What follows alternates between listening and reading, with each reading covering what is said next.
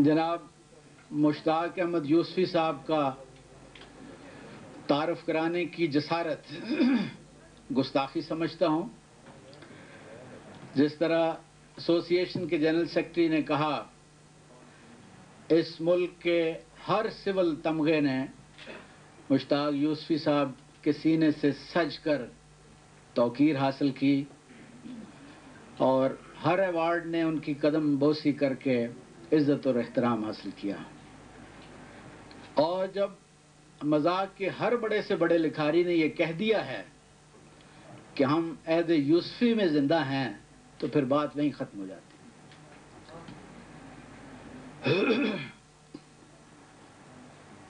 Old Ravians یعنی government college Lahore کے فارغ التحصیل ہر میدان میں بڑی نمایاں حیثیت میں موجود ہیں۔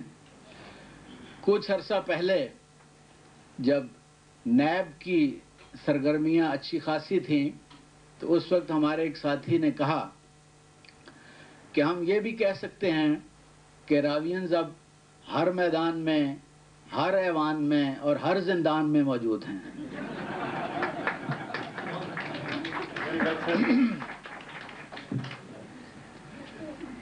یوسفی صاحب کی آمد کی جب دائیں بائیں خبر کی تو بہت پذیرائی ہوئی، سب نے بڑا خوش آمدید کہا۔ استثنائی صورتیں تو ہر جگہ موجود ہوتی ہیں۔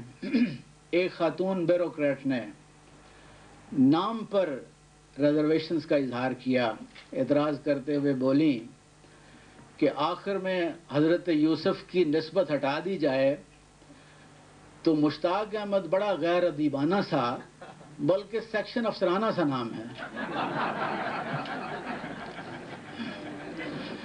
ایک کاروباری شخصیت کو دعوت دی تو بڑے پوری بات سننے سے پہلے ہی بڑے اتفاق سے بولے میں ضرور آؤں گا۔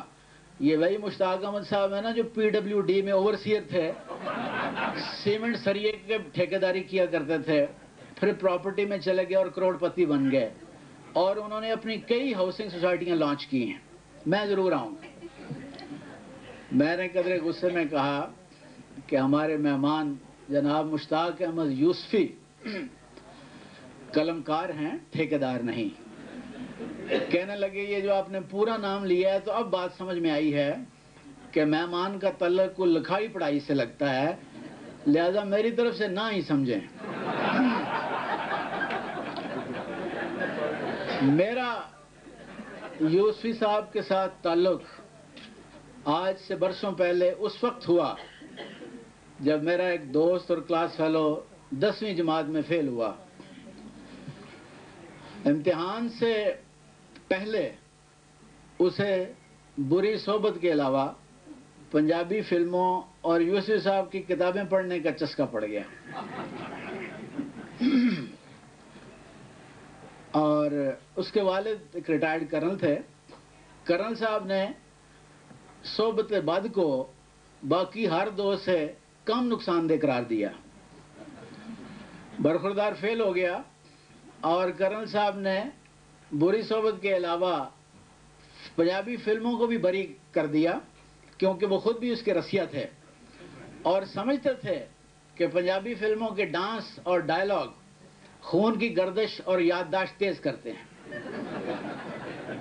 لہذا انہوں نے برخوردار کی ناکامی کا تمام تر ذمہ دار یوسفی صاحب کو قرار دیا، اور بڑے غصے سے کئی ماہ تک وہ ان کو تلاش کرتے رہے۔ یوسفی صاحب کرنل صاحب کو تو نہ مل سکے، مگر ایک طالب علم کو مل گئے جو کئی سال تک ان کی عقیدت اپنے دل میں پالتا رہا، اور برسوں بعد آج صبح اسی طالب علم کو اسلام آباد کے ایئرپورٹ پر اپنی فیورٹ شخصیت اور ملک کے سب سے بڑی چوٹی کی ادبی شخصیت کو خوش آمدید کہنے کا اعزاز حاصل ہوا۔ محترم مشتاق احمد یوسفی صاحب غالباً کافی عرصے کے بعد اسلام آباد آئے ہیں، اور اس شہر کی ریتوں اور روایتوں سے وہ یقیناً واقف ہیں۔ افسروں کا شہر ہے، افسریت کی ایک اپنی الگ دنیا ہے۔ یہ لوگ ہمارا بھی اسی برادری سے تعلق ہے، سائلوں سے زیادہ فائلوں میں گم رہتے ہیں اور ادب آداب اور تخصیص کی زنجیروں میں جکڑے ہوتے ہیں، گریڈوں کی زبان ہی بولتے اور اسی میں سوچتے ہیں۔ میرے کئی ساتھیوں کو تو یہ پریشانی لاحق ہے کہ گریڈ 17 اینڈ بلو کے لیے گورکن الگ سے کیوں مقرر نہیں ہیں اور گریڈ 21 اینڈ ابو کی قبریں کسی پوش ایریا میں کیوں نہیں ہیں۔ سیکریٹریٹ کے ایک بڑے سینئر اہلکار نے بتایا کہ ایک بار ایک ماتحت نے افسر کو انتقال کی خبر سنائی اور جنازے کا ٹائم بتایا۔ صاحب بولا، مرنے والا کس گریڈ کا تھا؟ ماتحت نے کہا، حضور اگر آپ تخلیق کائنات کے وقت موجود ہوتے تو ممکن ہے کوئی نوٹ بھیج کر ہر گریڈ کے مردے کے لیے الگ دعاؤں کا اہتمام کروا لیتے، مگر فی الحال جنازے کی ایک ہی دعا ہوتی ہے۔ کہنے لگے، دعا تو ایک ہو سکتی ہے مگر ڈریس ایک نہیں ہو سکتا۔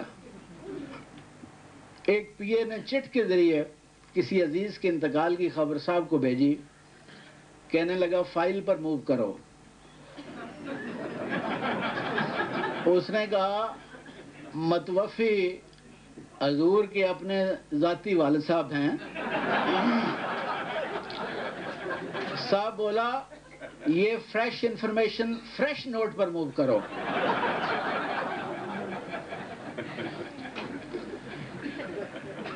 ایک جاننے والے سینئر افسر شام تک فائلوں میں گھسے رہے، جب بہت زیادہ پریشان ہوئے تو ایک نجی مہمان خانے میں جا گھسے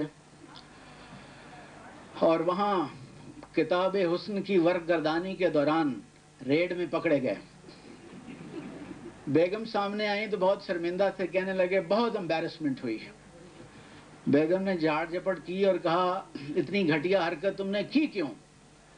کہنے لگے، شرمندگی وقوع کی نہیں ہے، جائے وقوع کی ہے۔ اگر 5 اسٹار ہوٹل سے پکڑا جاتا تو کوئی شرمندگی نہ ہوتی۔ پریشانی یہ ہے کہ لوگ اور پولیس والے کیا کہیں گے کہ اتنے درمیانے سے درجے کے گیسٹ ہاؤس کا کسٹمر ہوں۔ مشتاق احمد یوسفی صاحب کے آنے کی اور اس فنکشن کی خبر اور دعوت انویٹیشن ہم نے ہر طریقے سے اپنے اولڈ آڈینس کو دی، جن کا تعلق تجارت سے بھی، انڈسٹری سے بھی، سیاست سے بھی، سول سروسز سے بھی ہے۔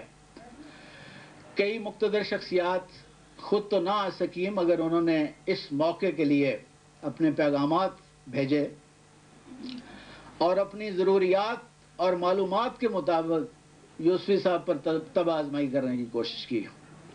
ایک ہمارے دوست اور کلاس فیلو جو آج کل حکمران جماعت کی بڑی مقتدر شخصیت ہیں، انہوں نے اپنا پیغام بھیجا اور تاکید کی کہ یہ سنایا جائے، اور اس میں وہ لکھتے ہیں کہ مشتاق احمد یوسفی صاحب کی آمد پر میں خوش آمدید کہتا ہوں۔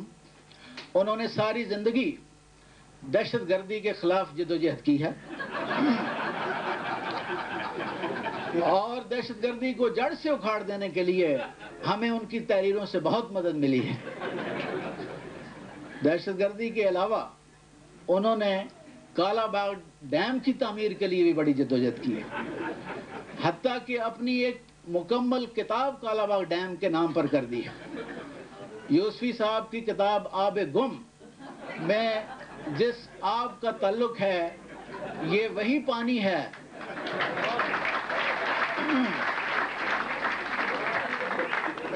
جو کالا باغ ڈیم نہ بن سکنے کی وجہ سے اوپر نہیں آ سکا اور زیر زمین ہی کہیں گم سم رہا۔